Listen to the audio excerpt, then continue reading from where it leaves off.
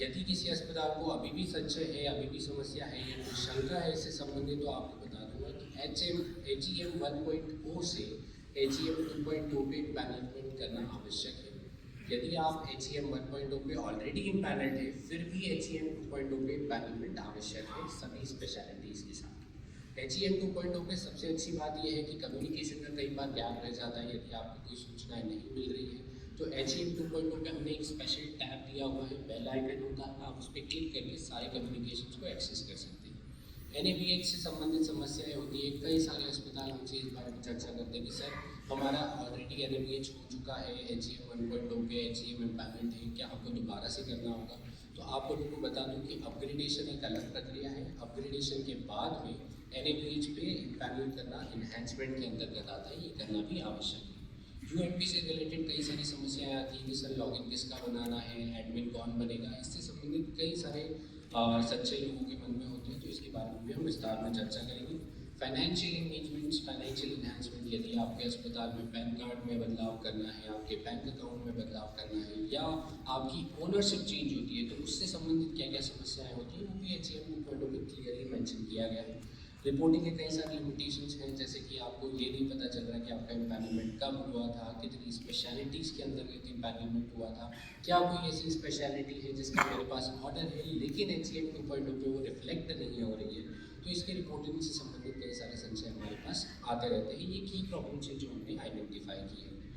अब HEM 2.0 के बारे में चर्चा करते हैं। जैसे कि मैंने आपको बताया, इसमें ऑनबोर्डिंग को हमने काफ़ी बेहतर और सुगम बनाने का प्रयास किया है। अभी आप देखेंगे तो सारे डॉक्यूमेंट्स कहाँ पे अपलोड होना है, क्या क्या डॉक्यूमेंट्स की आवश्यकता है। डॉक्यूमेंट्स के साथ साथ एक स्पेशल फीचर है कि यदि आपके साथ कोई डॉक्टर जुड़ा है या कोई आपका स्टाफ जुड़ा है, तो हमने OTP बेस्ड इसको करने का प्रयास किया है, जिससे ये तय हो जाता है कि वह व्यक्ति आपके साथ जुड़ा हुआ है और वह आपके अस्पताल में काम कर रहा है। जैसे मैंने आपको पहले भी बताया, कई बार आप हमारे पास समस्याएं लेके आते हैं कि कम्युनिकेशन का गैप रह गया, सर हमें ऑर्डर नहीं मिला, हमें जानकारी नहीं थी, हमें ईमेल मिस हो गया। तो कम्युनिकेशन का स्पेशल फीचर जो हमने दिया है उससे आपको काफ़ी मदद मिलेगी। साथ ही साथ लॉगिन को हमने स्ट्रीमलाइन किया है। लॉगिन के बारे में हमारे पास एक विशेष व्यवस्था है जिसके अंतर्गत वही व्यक्ति लॉगिन कर सकता है जिसके पास हमने UMP का सिंगल साइन ऑन बनाया हुआ है। ये कुछ डेटा है, कई सारे अस्पताल अभी भी अपग्रेड होना बाकी है, तो ये मेरा आप लोगों से निवेदन है कि यदि आपका अस्पताल यहाँ पे मिस हो गया है या अभी भी आपका किसी कारणवश अपग्रेडेशन की प्रक्रिया में है, तो तुरंत अपग्रेड करने का प्रयास करें। यदि कोई क्वेरी आपसे की गई है और अभी भी आपको जानकारी की आवश्यकता है, तो आप हमारे मदद इसमें ले सकते हैं, बट अपग्रेड करना आवश्यक है। अब मॉड्यूल से संबंधित हमारे पास क्या क्या समस्याएं आ रही हैं। सबसे पहले कई सारे टेक्निकल इश्यूज आते हैं। सर स्पेशलिटी नहीं दिख रही, सर ये वाले डॉक्यूमेंट को मैं क्या डालना है, इस स्पेसिफिक स्लॉट में कौन सा डॉक्यूमेंट आएगा, क्या डॉक्यूमेंट सही तरीके से अपलोड हुआ है। इस तरह की कई तरह की छोटी छोटी समस्याएं हमारे पास आ रही है। तो मैं बता दूं कि हमारी एक टेक्निकल टीम है जो आपको असिस्ट करेगी यदि किसी प्रकार की आपके पास समस्या आती है। कई सारे अस्पतालों से हम निवेदन करते हैं कि यदि आप खुद से नहीं कर पा रहे तो हमारे साथ टीम्स पे एक्सेस करिए या एनी डेस्क का इस्तेमाल आप कर सकते हैं, जिसमें हम आपका पोर्टल देख पाएंगे और आपकी मदद कर पाएंगे कि आपको कहाँ पे क्या डिटेल्स फिल करनी है। टैब सिलेक्शन से संबंधित कई सारी समस्याएं आती हैं क्योंकि HEM 2.0 को हमने सुगम बनाने के साथ साथ काफ़ी विस्तार से बनाया है। कई सारे टैब्स हैं उसके अंदर, कई सारे टैब्स में पूछा जाता है कि इसमें HR का डिटेल फिल करिए, यहाँ पे फाइनेंशियल डिटेल्स डालिए, यहाँ पे डॉक्यूमेंट्स अपलोड करिए। तो कई बार आपको वो टैब सिलेक्ट करने में समस्याएं आती हैं। तो इससे संबंधित हम समय समय पर ट्रेनिंग सेशंस करते रहते हैं, जैसे कि ये भी ट्रेनिंग सेशन है, तो इसमें भी आप हमारी मदद ले सकते हैं। इन्हांसमेंट और अपग्रेडेशन, ये दो अलग अलग प्रक्रिया है। यदि आपने एक बार अपने सिस्टम को अपग्रेड कर लिया है, तब दोबारा से आप इन्हांसमेंट में नई स्पेशलिटीज़ ले सकते हैं। साथ ही साथ आप नया डॉक्यूमेंट, जैसे कि आपने NABH किया है या NABH में आप अपग्रेड कर सकते हैं, तो वो इन्हांसमेंट के अंतर्गत आता है।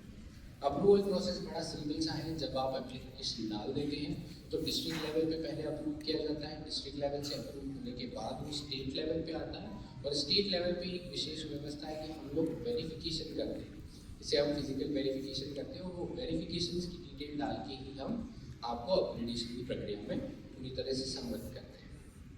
यदि आपको कोई क्वेरी हो, ग्रीवियंसेस हो, तो आप पोर्टल के माध्यम से वो क्वेरी और ग्रीवेंसेस एक्सेस कर सकते हैं, साथ ही अपनी जानकारी भी उसमें दे सकते हैं।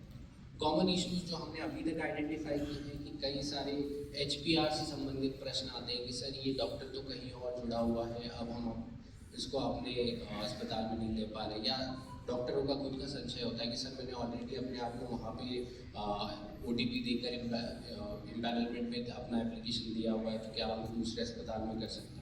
कई बार हमने देखा है कि आपकी HFR डिटेल्स गलत होती है। HFR डिटेल्स यानी जो आपकी फैसिलिटी रजिस्ट्री है, उसका एक अस्पताल के पास दो HFR रजिस्ट्रीज हो गई, उन्होंने एक जगह कर लिया, दूसरी जगह नहीं कर पा रहे। सो मैंडेटरी डॉक्यूमेंट्स से संबंधित भी समस्याएं होती है कि कई बार आप लोग बोलते हैं कि हमारा जो कैंसर चेक का कॉपी गलत तरीके से लगाया गया है, पैन कार्ड सही नहीं आ रहा है। तो इस तरह की इश्यूज हम काफ़ी आइडेंटिफाई कर चुके हैं और इससे संबंधित हम समय समय पे आपको ट्रेनिंग्स भी देते रहते हैं। कई बार रॉन्ग इन्फॉर्मेशन भी हमारे पास पोर्टल्स पे आती है कि किसी ने नाम गलत लिखा हुआ है, कहीं पे एड्रेस गलत है। स्पेशली कुछ चीज़ों में हमने आइडेंटिफाई किया है कि जहाँ पे ओनर की डिटेल्स होनी चाहिए वो ओनर की डिटेल्स गलत होती है, ह्यूमन रिसोर्स की डिटेल्स गलत होती है। तो वहाँ पे आप थोड़ा सा ध्यान रखिएगा, क्योंकि वो विशेष व्यवस्था है जो इसीलिए बनाई गई है ताकि संबंधीकरण को और सुगम बनाया जा सके। कई बार हमारे पास ऐसी समस्याएं भी आती है कि हमने मॉर्स में पैनल कर दिया, लेकिन अब हमको पूरे PMJ में पैनल करना है। तो यदि आप सिलेक्शन कर रहे हैं तो सिलेक्शन करते टाइम इस चीज़ का काफ़ी सतर्कता से आपको ध्यान रखना होगा। अब कैसे करना है, तो इसमें हमने कुछ वे फॉरवर्ड के की पॉइंटर्स बनाए हैं। सबसे पहले एक चेकलिस्ट बना लीजिए। चेकलिस्ट में आपको सिर्फ इतना ध्यान रखना है कि क्या क्या इश्यूज़ हैं, क्या क्या आवश्यकता है, डॉक्यूमेंट्स क्या क्या ज़रूरी है। यदि वो आपने रखे ना तो आप बेहतर तरीके से एप्लीकेशन लगा पाएंगे। कई बार ऑटो अलर्ट्स भी आते हैं कि HPR ऑलरेडी किसी का डला हुआ है, तो वो आइडेंटिफाई करके आपको बता देगा कि ये डॉक्टर ऑलरेडी कहीं इम्पैनल है, तो दोबारा से ना इसका इस्तेमाल नहीं कर सकते। वेरिफिकेशन का काफ़ी स्ट्रॉन्ग सिस्टम बनाया गया है। फिजिकल वेरिफिकेशन मल्टीपल लेयर से गुजरता है, तो यदि समस्या आती है तो हमें पता चल जाता है। रेगुलरली हम आपसे कम्युनिकेट करते रहते हैं। EDC करके हमने एक विशेष लॉगिन दिया है, उसके माध्यम से आप देख सकते हैं कि कहाँ पे आपको नया नोटिफिकेशन आया है। और साथ ही साथ क्वालिटी ऑडिट हमने पोर्टल के ऊपर ही दिया हुआ है, जो एक नया फीचर है। धन्यवाद।